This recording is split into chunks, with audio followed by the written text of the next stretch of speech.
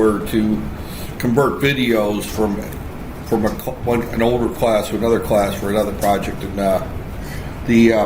that particular one, I have to turn the microphone off and just record the system out there, because the way I've been converting them is they're stored on a software package called Adobe Connect, and you can't download them. You can play them, but you can't download them. So the way that I make copies is that I play them and then record the screen out there. So, all right.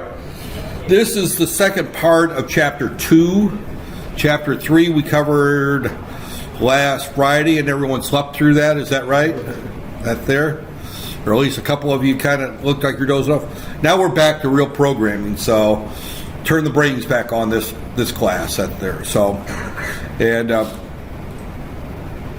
slideshow that there. So let me get my pen here. But this is control statements. It says part 1. It should be part 2, but that there. I think that's a typo that there. So, okay. That there. Basic problem solving techniques, develop algorithms, that's kind of here, there. We'll be using the if then else, the while, and we'll be doing the while in both two different directions. I've covered this one? Oh. Let me see here. Let me just kind of go through here. While loop. Yeah, the while loop that there. If loop. Yeah, already did. I've already covered that. Okay. Well, we don't want to waste our time and cover it a second time. It's like 70. So let's go to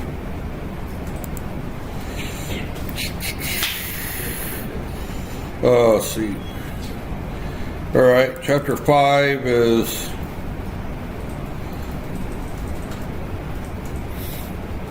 part 2. Okay, logical answer. Up there. I thought we covered chapter 3 last time. We covered chapter 4 until slide number 70 with arithmetic operation.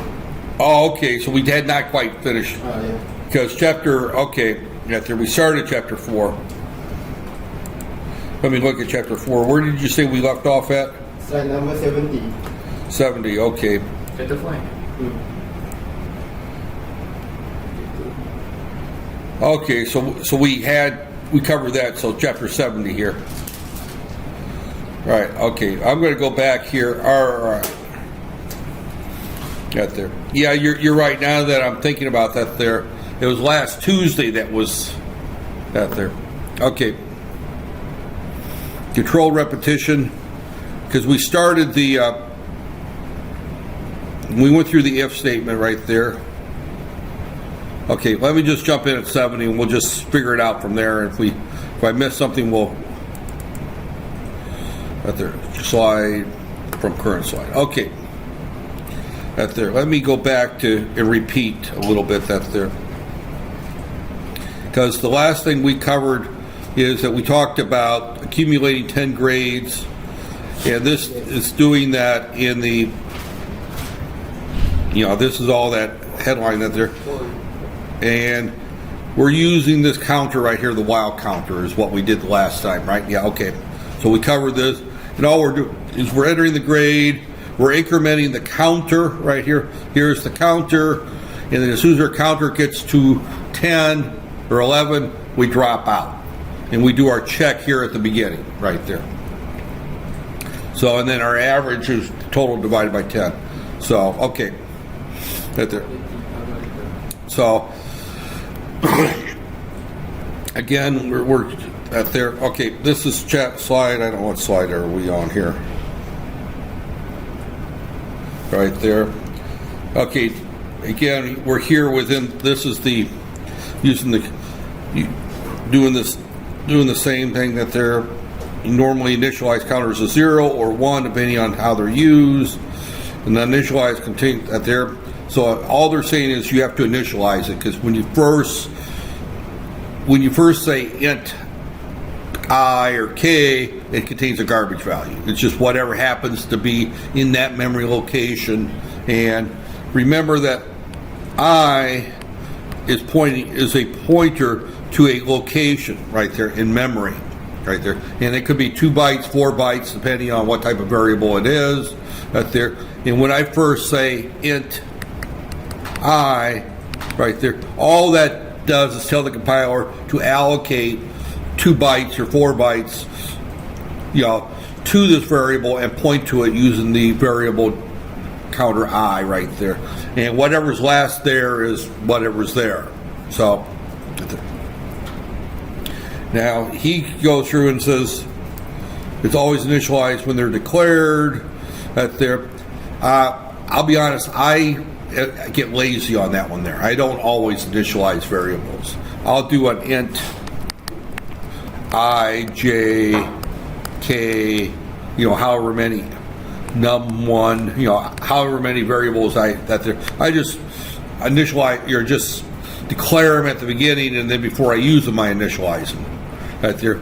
He says that you should do them when you declare them. Right there. How you do them doesn't, it's completely up to you. His way is probably more strict. That there is that you would do this int I equals 0, int j equals 0, right there. It takes up more space right there, and it has more typing. That's why I tend to do it this way, because I just get in the habit of the first time I use a variable, I always initialize it. That there. That's just how I learned how to program. And it also comes back to is that back in the early days of programming, you couldn't initialize them when you declared them. You had to initialize them in your code. So he's kept up a little bit better with times than I have. Right there. Right there. Some cases, compilers will issue a warning if you attempt to use an uninitialized value. Right there. I doubt if ours does, because we were using the shareware freebie software, so it probably doesn't do a check like that. Don't count on the compiler helping you out and telling you that a variable's not been initialized right there. Right there. So here he's just simply saying, again, he's following the class notation. So he's calling this function line average 10 grades. We've gone there. And again, this is the problem we went through last time. I'm going to be there. And I'm not sure what's in these slides because I didn't go through these slides before class. I went through the chapter 4 slides from the beginning. Didn't think I'd get this one. Okay.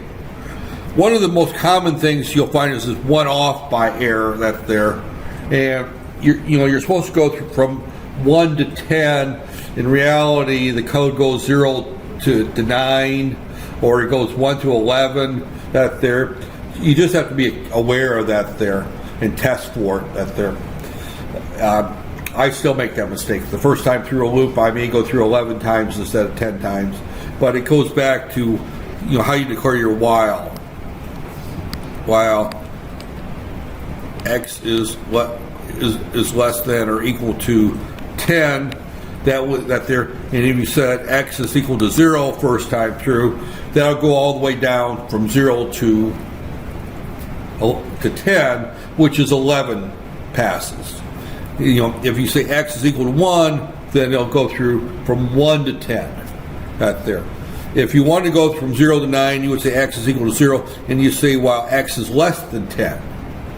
So, and you're going to forget those out there.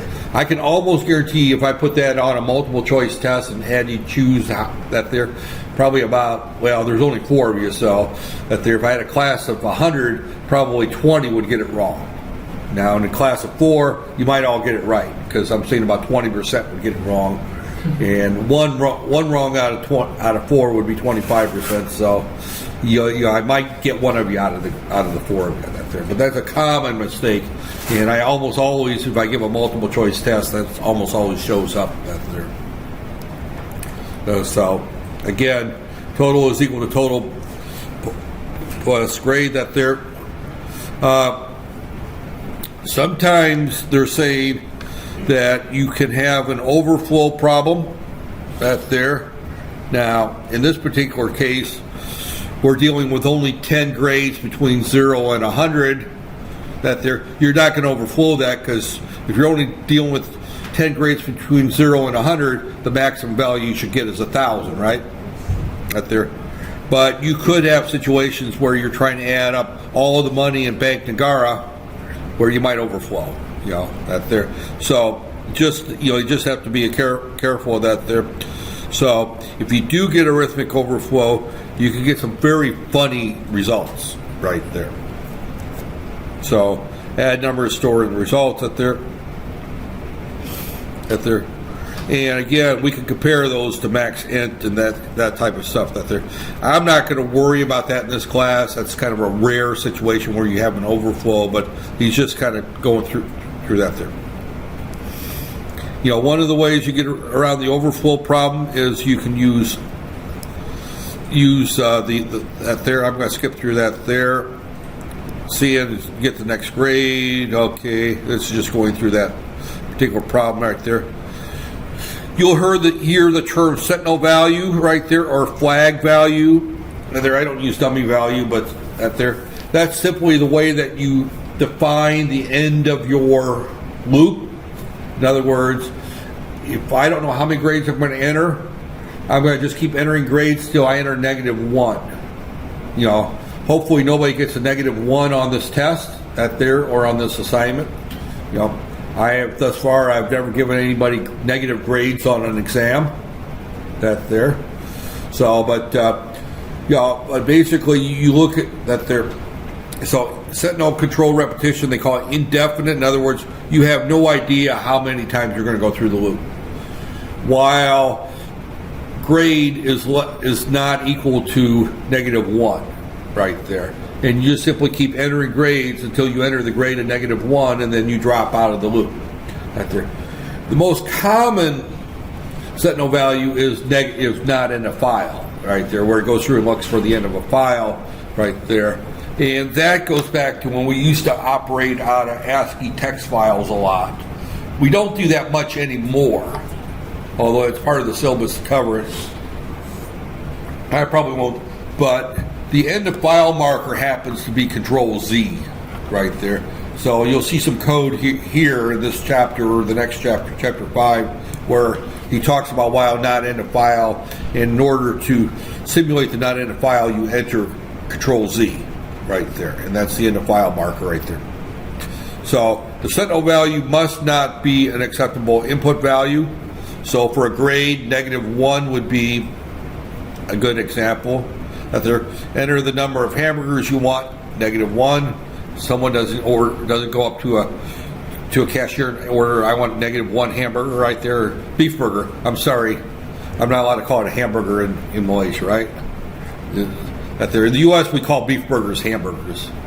And they used to, and from what I understood, when McDonald's, and I think it was another restaurant first opened in Malaysia, they called them hamburgers, and people were very confused because ham is actually a pork product right there. Ham is the butt of the pig that's been, actually it's the loin of the pig that's been cooked right there. But ham is actually right there. So they were thinking that hamburgers were ground ham. But in reality, the name hamburger comes from Hamburg, Germany, right there. So now I guess there's a stink about the word hot dog, although they call them hot dogs downstairs there. So there, and I trust you, they don't make hot dogs out of dogs there. They make hot dogs out of everything else. I mean, except for dog, there. I mean, the problem with a hot and I'm going to get off the subject on that there. A sausage and a hot dog in American culture are two totally different products. So the name hot sausage doesn't work for me, because a sausage and a hot dog are completely different. Because what we call a hot dog, you grind the meat very fine like a paste right there, and it's indistinguishable what parts it is, whatever. A sausage, you grind the meat very coarsely, and you place it with spices and things like that, and typically you will smoke it. Maybe you won't smoke it. When I say smoke it, I don't mean like a cigarette or a cigar. I mean you place it in a room where you burn wood that creates the wood chip smoke flavor that you find quite commonly that there. So a sausage is a completely different product than a hot dog, right there. Completely different.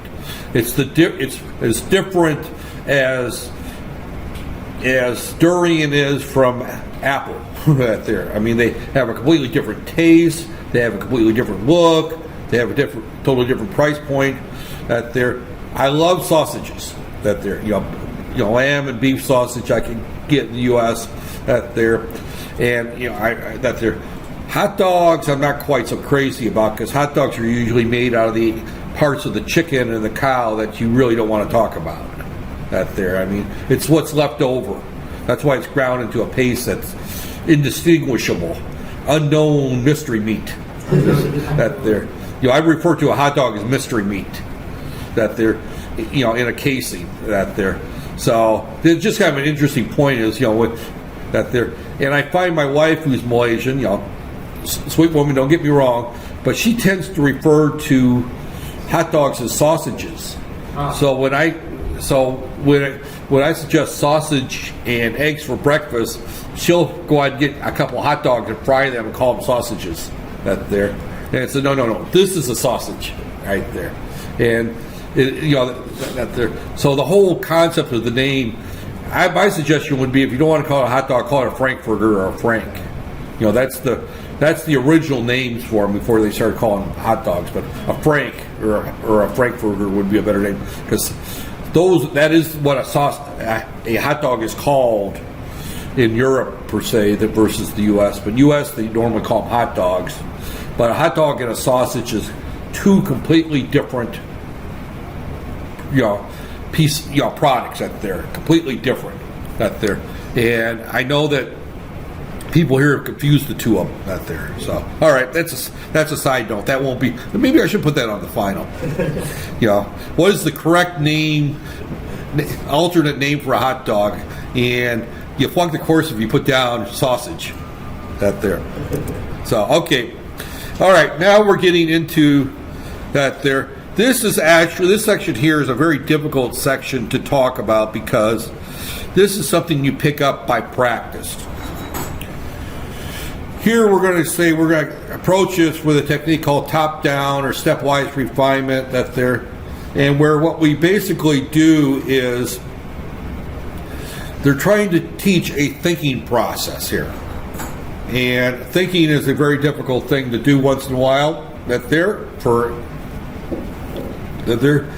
they're trying to teach programming from a top-down, where we look at the problem and try to generalize the steps. And I talked about this last time. I remember talking about that this last time, where you break things up into big pieces, then you take the big pieces and break them into smaller pieces. And I remember explaining the idea of, you're going to rebuild the engine of your car. Your first thing is to remove the engine. Second thing is dismantle the engine. Third thing, replace the necessary gaskets and seals with new ones. Hopefully, you remember to buy the kit beforehand, right there. And that's what this is talking about. And I'm not going to spend a lot of time up there, but here we're talking about initialize variables, input the sum and count the quiz grades, calculate the total and the average right there. And then we go through and we break them down to second refinement is we take this statement here and we break that down into a set of instructions right there. So if we don't know how many grades are to be, we'll use a Sentinel controlled repetition, which means we use a Sentinel value or a flag value. Normally, in this case, we're going to use -1. After entering the last legitimate grade, the user enters the flag value right there, or the Sentinel value right there. So, right there, prompt user, they enter first grade, and then the first grade could be the Sentinel. In other words, there's why you would run the program and the first value you put in is -1, I don't know, but they could do that there. So, add this grade. Now, this is where things get a little tricky here, is that our first thing we do is we enter the first one before we start the loop right there. And then we repeat this code again notice that these two lines are repeated. They're at the end of the loop, right there. And the reason we do that is we have to prime the pump. That there. Yeah. And I don't know how anybody's ever had to deal with pumping, doing a pump, but one of the things you can't do is you can't have a pump with no fluid or whatever your pumping value is. So you prime the pump by pouring water or gasoline in or whatever in order to get the pump to start pumping, and then it'll create the suction and then start pulling whatever liquid that. So we prime the pump right there. Back in the old days, when I say old days, I actually had a couple of uncles that had the old hand pumps on their farms right there. They had running water. Yeah, the one had running water. The other one still didn't have running water yet. So, yeah, we're talking some old farms. And of course, I'm 60 years old. So when I was a kid, I'm talking when I'm 5, 6 years old. So we're talking 50 plus years ago. But these were in the hills of Kentucky, which were pretty undeveloped right there. But we would have to go out there with a bucket of water if we wanted to pump water out there and pour some water into the pump in order to prime the pump, in order to get it started. And then we'd start pumping by hand And then later, of course, they replaced the hand pumps with electric motors, and then they could just pump whatever they wanted from the ground. They still had a well, but we have to start with the first values, because here we have to check the sentinel right there. And the sentinel has to be the last value entered for grade. And we have to check the sentinel before we add this to the running total and add to the grade counter. So this is the flow that you would normally do for entering that there. So you would go through and you would enter that there. And I've got an assignment, actually, I'm going to assign on Friday. I'll put it up between now and Friday that there on your first half of the course type assignment that there.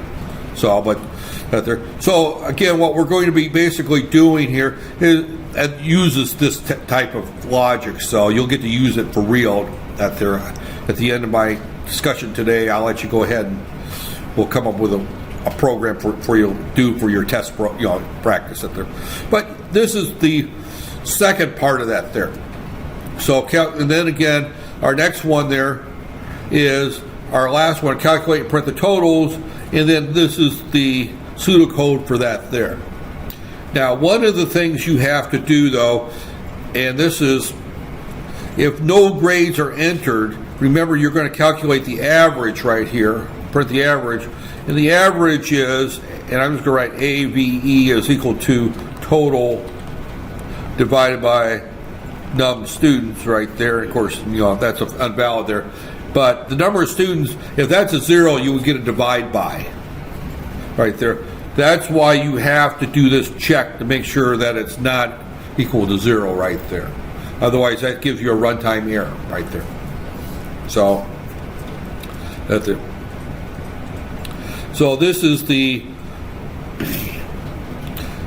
Sentinel control. This is the algorithm right there. Now this algorithm looks a lot like code in a lot of ways right there. This is pseudocode right there. Right there. And again, averaging calculations produce floating point right there. So right there. So provides data types for storing floating point, float and double. That there, there's nothing that there.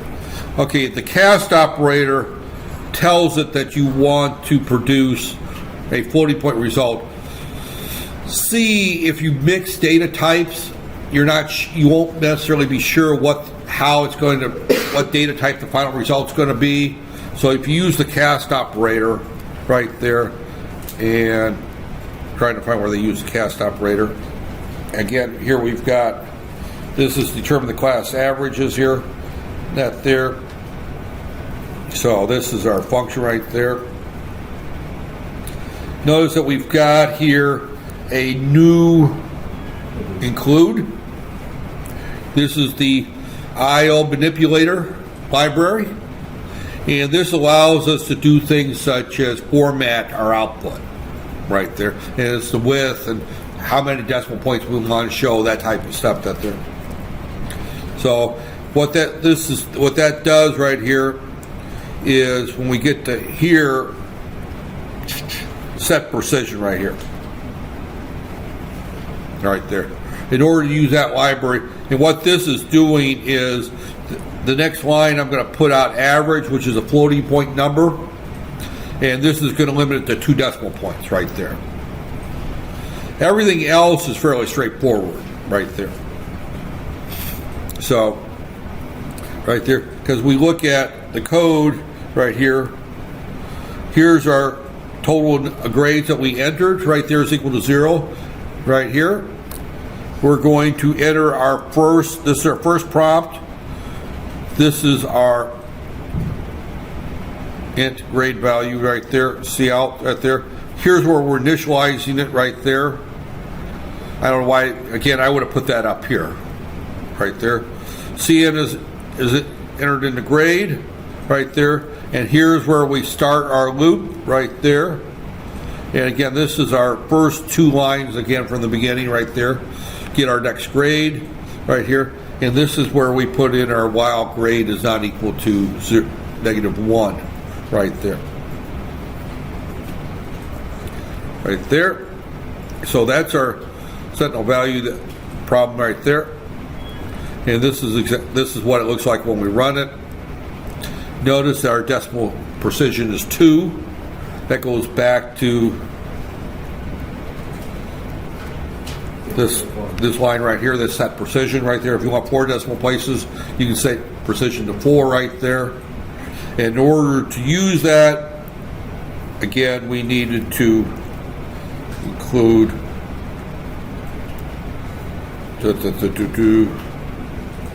somewhere it was in here. Right here. This is that there. So I think I'm going to let you do this one here. I want to continue lecturing, but this is the program I want you to use today. I think this is a good one right there because it's going to be a little bit like what I'm going to give you on Friday right there. Only the one on Friday is a little bit more complicated. You're going to open a burger joint out there. I'm going to use the same one I did last semester over the summer, but you're going to run Bob's Burgers right there essentially.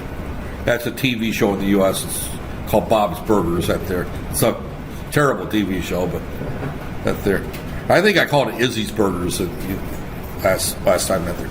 Okay, so just pay note that if you got those in your slides, that's the one there. I'm going to go ahead and finish this chapter right there. Where are we in this chapter here? 99. We got some time right there.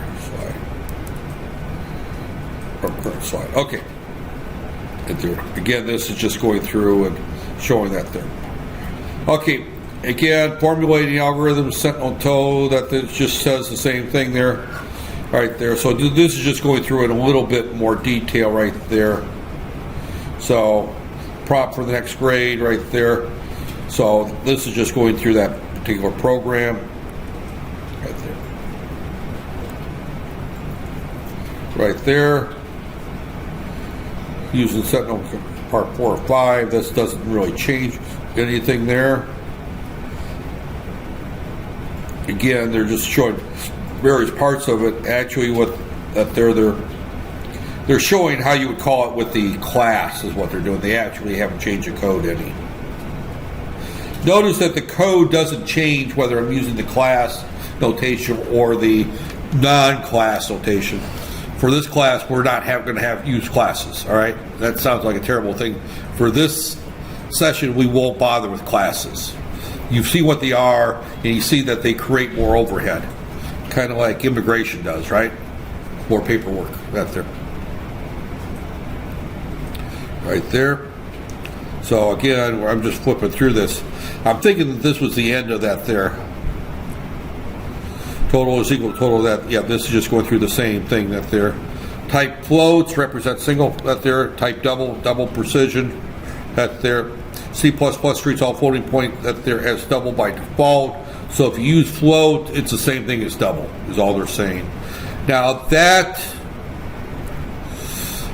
may or may not be true for our compiler. This is true for Visual Studio. Ours may, that there, we won't get into anything where it's going to make a difference whether we use float or double that there. right there. Integer values, right there. Average is equal to total divided by grade, right there. So right there. I don't think we're getting into much right there. These are both, okay, what they're talking about here is that, going to be talking about is these are both integers right there. So when I do the divide by, we may lose the fractional part. So they stick the word double in front of that there. And if we, right there, consists of calculation, wow, divided by that there, performs implicit conversion right there. Double. So are available. Actually, in this particular case, what they're doing here is creates a temporary holder. This is explicit conversion. Don't get too worried about that. In this particular case, when I'm doing the average is of type float or double. Right there. The compiler knows that even though these are integers, that it's going to go into a floating point value, so it does an explicit,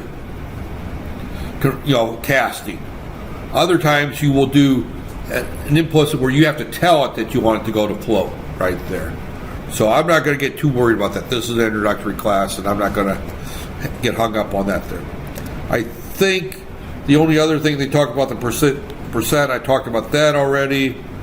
We already talked about the end line, which is part of the stream manipulator that doesn't require IO manipulator. That's an IO stream there. But if you're going to use the set precision, then you have to include the IO manipulator right there. So there, cast operator is there, and I'm going the wrong direction. Fixed pointing there, forces and traveling that there. So if you use the set fix, if you use this command right here, set precision, the 2, then if the answer is 88, it's going to say 88.00 is all it says right there. So right there, and it's possible for it to appear by using that there. And I don't see that there. Okay, and then of course they talk about at the end of the next chapter, we'll get the end of file marker. Okay, formulating algorithms, nested control statements. Right there, I think we got another problem here. Let me just kind of go through it quickly. College offers a course that prepares students for the state licensing exam in the U.S. If you want to rent or sell real estate, you have to have a real estate license there, and you're called a real estate broker there, and you have to take the real estate broker's exam. Wants to know how well its students did that there, and basically that there. Now in this particular case right there, this is a binary operation. The real estate exam is very much like a lot of other professional exams in that you either pass or fail. You don't have a grade per se right there. I know when I took my professional engineer's license many years ago, I have no idea what my grade was. I guess you could find out. I was told one of the guys wanted to know how well he did, so he went down to Indianapolis where he took the exam, and he wanted to look at the graded exam. I didn't care what I got on the exam as long as it was passing, right? That there. So, some students are that way with final exams, right? As long as they pass the course and got a C, B, or A, they're happy, right? Yes. That there.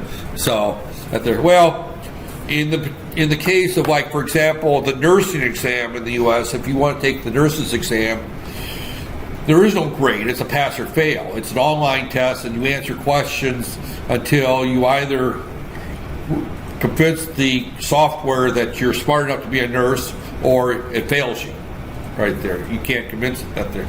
And I'm quite familiar with that software because I installed it for my ex-wife was a nurse, and I installed it that there. And I had the unfortunate task of helping her through her nursing program, which basically involved her handing me a book and say, "Here, explain this to me," and and she'd tell me to explain everything that's going to be on the next test,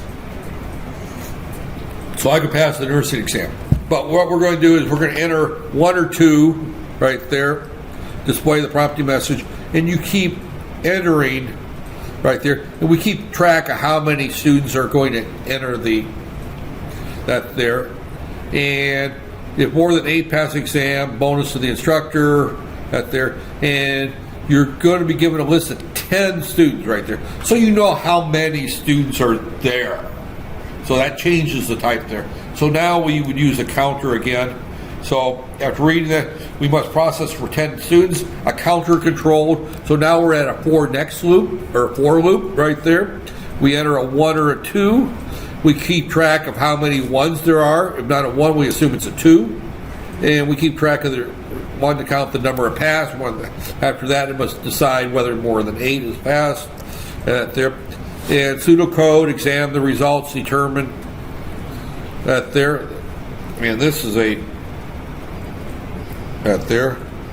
And where this pseudocode goes to, pseudocode represents the top end exam, whether tuition should be raised. I don't know where the tuition should be raised from that there. So they decided if tuition should be raised. Right there. Where did I get that one from? Bonus to the instructor. The bonus, but that doesn't raise tuition. It looks like the author of the slides that there. So again, right there. So and then decide whether instructor gets bonus right there. Decide if instructor gets bonus right there. I wondered what happened there where all of a sudden we're going to raise tuition if more than 8 people pass. Well, maybe you have to raise tuition to pay the bonus. Yeah, that there. Yeah, it's not stated as part of the problem, but that there. Okay, that there. So initialize the variables. That there. Increment the counter to 1. Input the 10 results. Count them. That there. If student pass, add 1 to count. If student didn't pass and you had 1 to fail, add 1 to the suitor counter, and you just do this with a while. I would probably just do this with a 4 and X right there. Second refinement we get into right there. This is a second example. I'm just kind of flying through this, and that's probably going to finish our chapter right there. Here's the code for it right there. I already said I wanted you to do the previous one, so ignore this one for the end of class exercise right there. Again, this is what that shows, and I think that kind of at there. And if more than 8, bonus to the instructor at there. So you got that right. I don't know where this tuition be raised, and this just goes through it in more detail right there. And then this is an interesting one here. List initializers right there. I guess I do need to talk about this. This actually is going to initialize, create an employee class that would represent an employee's last name, first name, last name, and salary right there. Now, I would normally call this a structure right there. See, employee is a particular structure or class. We really haven't talked about it that much, but it's got 3 variables in it right there.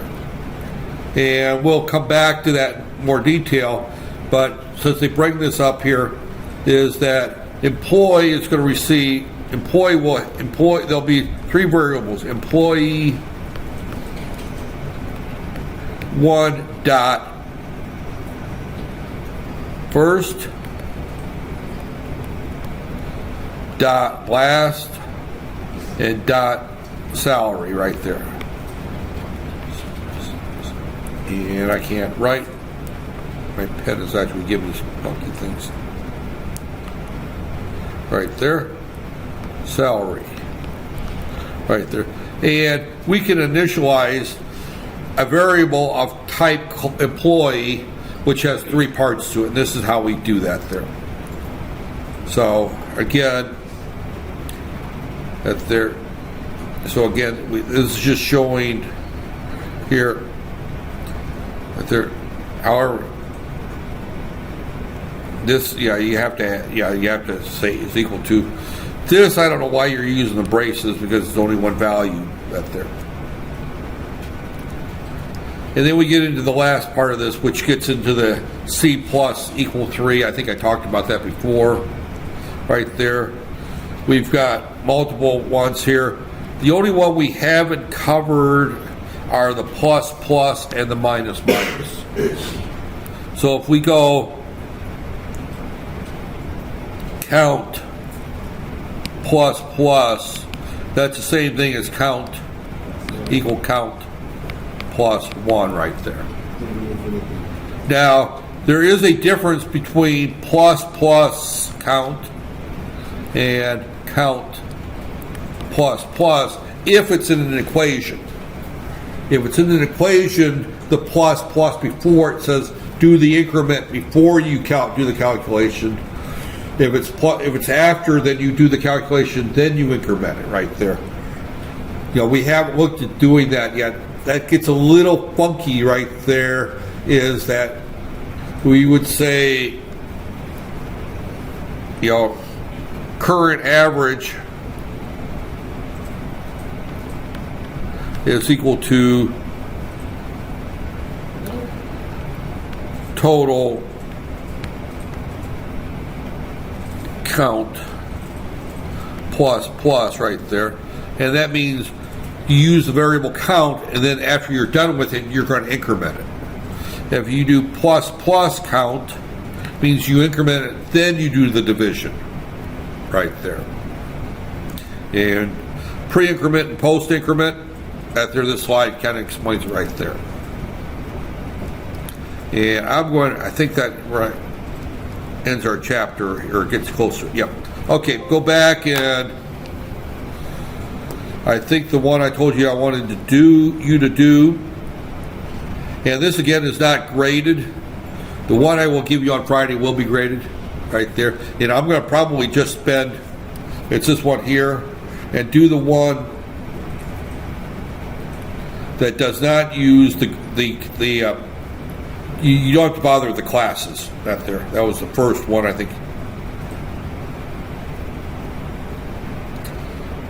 Yeah, there. Just in other words, don't set up the class. Just simply start with main and then declare your variables within main right there. Actually, everything in grade in here, it's like course name. Skip that there. Determine class average. Just this here. If you just took that function there and called it main, you're going to be pretty close to just doing what I want you to do. You don't have to worry about putting the header and all that other stuff within the class. I just want you to show that you can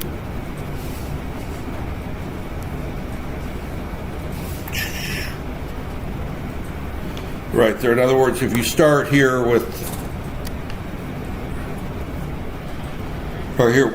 determine class average, you just call this main right there. You still need to include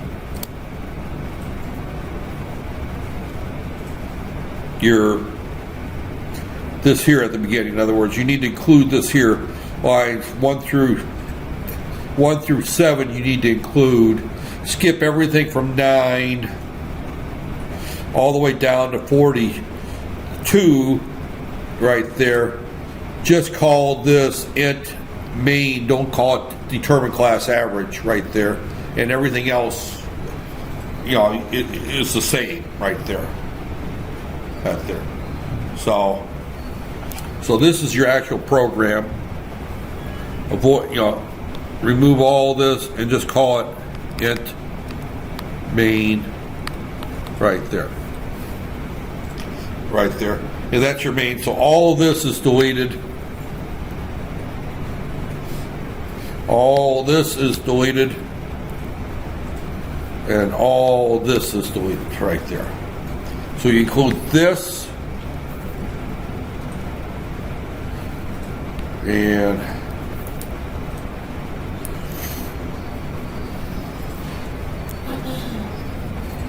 this up to here right there. So that's all. That's what I want you to work on right there. I think some of you were probably already working on it. I heard people typing as I was talking. So as soon as I said, this is what I'm going to want you to do at the end of class, everybody started.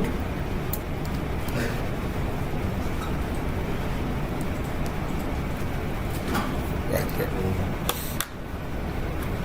I'm trying to make this computer last, or my pen last, until the Surface 5 is out, because I want to replace this next year. I find that laptops have got about a 2 to 3 year life, and then they start getting obsolete fairly quickly. That's it. So, all right, I'm going to stop my recording here since I'm completely. I finished my lecture and.